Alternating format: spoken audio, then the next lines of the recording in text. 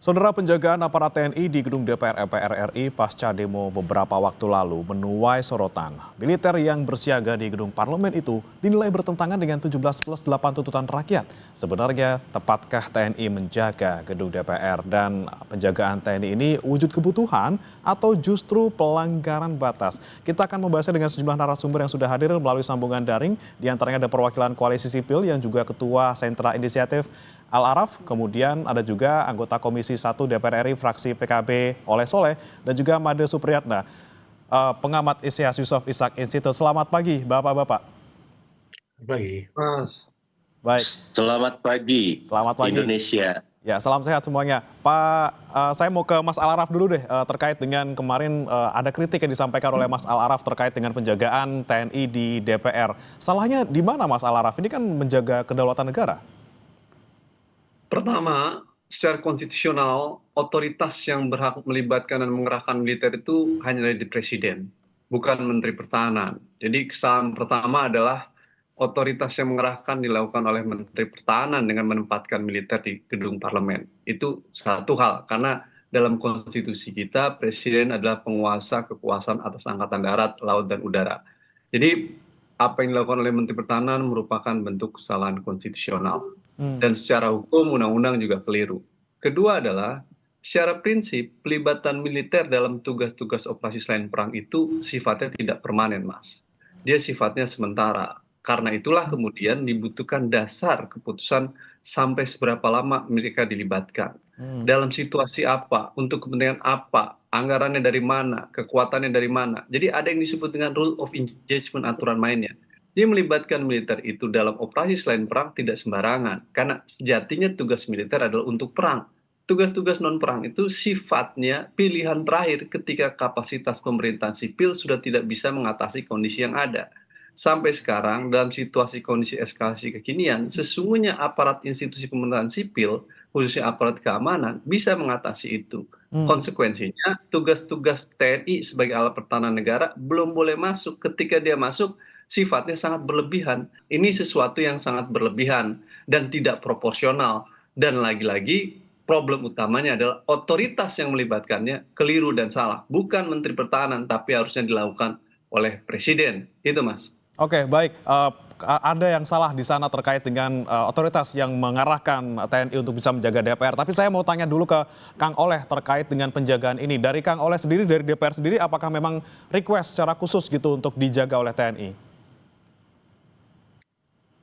Pertama, saya perlu sampaikan dulu bahwa dalam Undang-Undang TNI terkait OMSP di pasal 7 tentang pengamanan, bahwa TNI mengamankan objek vital nasional yang bersifat strategis.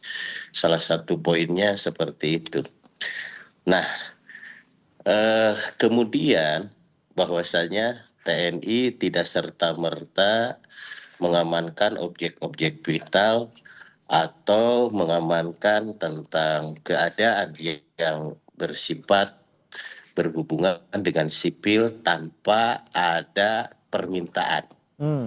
Nah itu, pada RDP kemarin ketika pasca kerusuhan, Pak Panglima terutama TNI ini menyampaikan bahwa Polri sudah meminta perbantuan terhadap pengamanan terhadap kondusivitas Indonesia akibat daripada kerusuhan yang terus masif baik di Jakarta maupun ibu kota lainnya. Nah, saya rasa ini menjadi sebuah pengalaman yang pahit barangkali, di mana hari ini demo-demo penyampaian aspirasi sudah melanggar aturan itu sendiri. Penyampaian aspirasinya kan melanggar aturan itu sendiri. Kan tidak boleh ada bakar-bakaran, merusak fasilitas di luar jam yang sudah ditentukan. Nah, saya secara pribadi tentu DPR secara kolektif sangat-sangat menghargai tentunya terhadap penyampaian aspirasi. Mm, Namun bagaimana juga penyampaian aspirasi juga harus dilakukan mm. mengikuti aturan yang ada, Oke, tidak lagi merusak fasilitas-fasilitas. oke, Nah, saya punya husnudon yang baik bahwasanya mencegah itu lebih baik daripada sudah terjadi. oke. Jadi DPR ini Keinginan untuk barangkali mencegah yang kejadian yang sama meminta gitu ya untuk dijaga oleh TNI, Kang Oleh. pencegahan itu lebih baik. Jangan Oke. sampai sudah terjadi baru bergerak. Mm, mm, mm. Nah, saya sependapat jikalau misalkan di antara kita DPR sendiri, para pengamat, masyarakat tidak punya alat untuk deteksi kapan Indonesia bisa betul-betul damai, Oke, kapan Indonesia betul-betul kondusif. Yang tahu tentang keadaan kondusivitas nasional tentu adalah para aparat. Nah, polisi barangkali Polri ini juga masih minta perbantuan terhadap TNI mm, karena pada RDP yang akhir Agustus bahwa Polri secara resmi meminta bantuan terhadap TNI dalam rangka pengamanan kondusivitas Indonesia. mm. Saya rasa tidak ada yang salah dan Oke, tentu sesungguhnya kita semestinya rakyat harus merasa senang dengan adanya penjagaan. oke. DPR barangkali sebagai di simbol negara, Mm. DPR juga sebagai alat pitar, rasa-rasanya harus dijaga bersama. Oke, dijaga bersama ya. Nanti tapi Rasa-rasanya harus dijaga bersama karena ini kan simbol simbol negara gitu, oke, Pak. baik. Itu nanti akan saya tanyakan juga ke Kang Oleh lagi terkait dengan masyarakat senangkah dengan penjagaan yang lebih ketat ini dari TNI. Tapi saya sebelumnya ke Pak Made dulu. Pak Made, Anda melihat suasana seperti sekarang ini yang mungkin sudah lewat dari demo risuh kemarin, apakah sekarang ini sudah mulai kondusif dan se-urgent apakah kemudian DPR dijaga oleh TNI? Saya termasuk seorang yang saya sepakat dengan Mas Araf. Ini berlebihan ya. Apa namanya? Saya sepakat bahwa ini tidak harus TNI tidak harus ada di sana tidak dari sejak permulaan gitu ya. Kita punya kepolisian dengan kapabilitas yang jauh lebih bagus untuk rakyat kontrol gitu ya. Dan saya tidak yakin bahwa argumennya Pak Mas Soleh tadi bahwa ini akan melindungi DPR. Kalau 50.000 orang datang berdemonstrasi, TNI juga bisa apa? Mau tembakin itu semua, itu nggak bisa. Ya, bahwa ini ada aspek deterrent, saya juga tidak yakin. Ya, bahwa ini akan mencegah orang untuk menyampaikan aspirasi.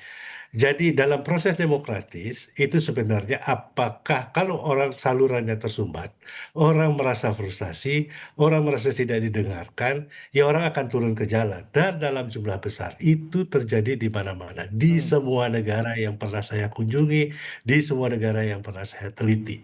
Ya. Jadi kalau menurut saya mendudukkan DPR sebagai objek vital nasional itu justru merendahkan institusinya sendiri. hmm. Jadi protection is control. Ya, jadi kalau orang memproteksi itu artinya mengkontrol. Ada tenang nggak kerja di dalam semasih ada senjata di luar yang berkeliaran seperti begitu? Dan kita tahu di Indonesia ini bahwa TNI adalah salah satu aktor politik juga gitu ya. Itu aspirasi itu tidak pernah hilang. Dan bagaimana kalau seandainya aspirasi yang di dalam DPR bertentangan dengan aspirasi yang menjaga DPR? Nah, ini kan kacau jadinya. Kita punya aparat yang lebih sipil, yang lebih civilized, yang lebih beradab, dan tugas utama TNI ini adalah melindungi negara yang kita cintai ini dari Mhm. serangan asing. Itu luar biasa, menuntut energi dan perhatian penuh. Oke. TNI tidak seharusnya ada di institusi sipil. Oke, oke Pak Made, tapi terkait dengan pernyataan tadi Mas Al-Araf terkait siapa yang kemudian menginstruksikan, ini kan Menhan, bukan Presiden. Ada yang salah di sana? Juga secara prosedural saya setuju dengan Mas Al-Araf gitu ya. Kalau presiden pun juga sebenarnya juga bisa keliru. Kalau presiden mendudukan di sana berarti secara konstitusi dia Itu sudah jelas diatur dalam konstitusi. TNI bertugas untuk pertahanan negara, mempertahankan kedaulatan negara ini. Dari mana? Dari ancaman asing, bukan dari rakyatnya sendiri. Itu tugas polisional. Ya, itu harus dilakukan oleh polisi. Nah, kalau presiden sendiri tidak taat pada konstitusi, lalu langkah apa yang harus diambil? Kemudian apa namanya? Bagaimana pertanggungjawabannya? Ya, pertanggungjawabannya selalu pada konstitusi. Kalau menurut saya sepakat betul dengan itu. Oke, oke, baik. Saya mau ke Mas Alaraf lagi. Mas Alaraf, ini kan TNI menjaga DPR, tadi katanya ada permintaan bantuan dari Polri gitu ya, karena mereka mungkin merasa seperti sedang dipojokkan dalam situasi kemarin setelah kejadian Afan Kurniawan ditabrak. Anda melihatnya perlukah memang TNI turun, padahal di sana masih ada polisi yang sejatinya adalah tugas mereka ya menjaga untuk keamanan di dalam negeri seperti itu? Ya, jika benar yang disampaikan Pak Soleh, kalau kita masih belum melihat tentang hal itu, kejelasannya kan itu disampaikan Pak Mas Soleh ya, maka bukan Menteri Pertahanan lagi-lagi Mas, itu bisa dilakukan oleh Presiden kalau polisi meminta perbantuan. Presiden lah yang memiliki otoritas untuk itu, bukan Menteri Pertahanan. Lagi-lagi, jadi sebagai wakil rakyat, seharusnya Pak Soleh mengkoreksi bahwa Menteri Pertahanan keliru, gitu loh. Karena berdasarkan Undang-Undang TNI 3 2025 yang baru, Mas Soleh yang membuat kekacauan itu di dalam Undang-Undang TNI 34 2004 yang lama, pelibatan operasi selain perang itu harus melalui keputusan politik negara. Dihapus sama anggota DPR. Saya katakan dalam RDPR jangan dihapus pasal itu karena itu aturan main supaya ada legitimasi. Kalau ada kepentingan, maka yang berhak untuk mengerahkan hanya presiden. Tapi kan dihapus sama DPR lalu kemudian dirubah menjadi peraturan pemerintah. Sekarang peraturan pemerintah tidak ada sehingga yang terjadi cek kosong. Oleh karena itu ketika Undang-Undang TNI kekosongan memang mengatasi objek vital diatur dalam Undang-Undang TNI, tapi bagaimana pelibatannya diatur melalui PP di Undang-Undang yang baru. PP-nya belum dibuat, itu yang saya katakan DPR dan pemerintah membuat cek kosong dan hari PP belum ada. Ketika itu tidak ada, lalu diatur di mana? Konstitusi, yakni Presiden sebagai penguasa Angkatan Darat, Laut, dan Angkatan Udara. Konsekuensinya, kalau ada permintaan polisi, benar kalau misalnya dikatakan oleh Mas Soleh tadi, gitu, meski saya meragukan tentang hal itu dalam situasi sekarang loh ya, karena situasi sudah kondusif, maka presiden membuat keputusan presiden untuk tujuan apa, berapa lama, kepentingan apa, nanti publik akan menilai apakah presiden rasional atau tidak, ataukah presiden berlebihan. Kalaupun keluar dari presiden, saya setuju sama Bli Made, dalam konteks hari ini keputusan presiden tersebut tidak proporsional dan berlebihan, karena situasi sekarang dalam situasi kondusif. Oke. Saya rasa apa yang disampaikan 17+8 itu sangat baik, Mas. Mereka ingin agar militer keluar dari wilayah sipil, militer tidak menjaga demonstrasi karena itu menempat militer seperti pada masa Orde Baru vis-a-vis dengan masyarakat. Sementara kita ingin tentara yang profesional, tentara yang menjaga kedaulatan, tentara yang fungsinya pertahanan. Kita memiliki ancaman-ancaman serius loh terkait dengan persoalan konflik Laut Cina Selatan. Jadi wakil rakyat dan pemerintah jangan narik-narik militer ke wilayah-wilayah yang bukan tugas dan fungsinya, akhirnya memperlemah profesionalisme mereka itu sendiri gitu. Kita harus menghadapi persiapan kemungkinan perang dalam situasi dan kondisi tertentu, bukan menempatkan mereka dalam menghadapi masa aksi. Yang harus kita lakukan bagaimana menghadapi ancaman perang dengan negara lain. Tugas parlemen harusnya mengkoreksi tentang kesalahan itu, bukan membiarkan hal ini. Ini catatan saya, Mas. Buat saya sih, kalau DPR takut ya tentang demonstrasi yang ada, itu menunjukkan ada soal di dalam tubuh dewan itu sendiri. Kalau mereka tidak takut, maka mereka akan membiarkan ruang partisipasi yang ada. Kalau tadi dikatakan kerusuhan, saya rasa yang dilakukan masyarakat kemarin adalah protes sosial akibat kenaikan gaji dewan. Itu soal pokoknya, sehingga mereka protes dan itu normal. Kalau kemudian ada yang melakukan tindakan kerusuhan, tadi katanya penjarahan, kata anggota dewan. Pertanyaannya siapa yang melakukan itu? Mari kita baca laporan Tempo. Siapa yang bermain dalam kerusuhan dan penunggang itu? Nah ini yang menjadi soal. Jangan nanti yang menjaga juga kemudian menjadi bagian masalah dalam konteks pertahanan massa. Ini masalah. Baik. Saya tanyakan ke Kang Oleh, benar ini DPR sebenarnya lagi takut untuk menghadapi gejolak yang disampaikan oleh rakyat, dan ada juga poin soal 17+8 yang isinya soal tarik kembali TNI ke barak, kemudian jangan luaskan wewenang TNI di sipil. Ini seperti apa nih kabarnya, Kang Oleh? Kan sudah ada tuntutan yang disampaikan kemarin untuk hal ini. Yang harus dicatat bersama bahwasanya substansinya pemerintah, DPR, dan juga pembantu-pembantu presiden dalam hal ini tidak menutup saluran aspirasi.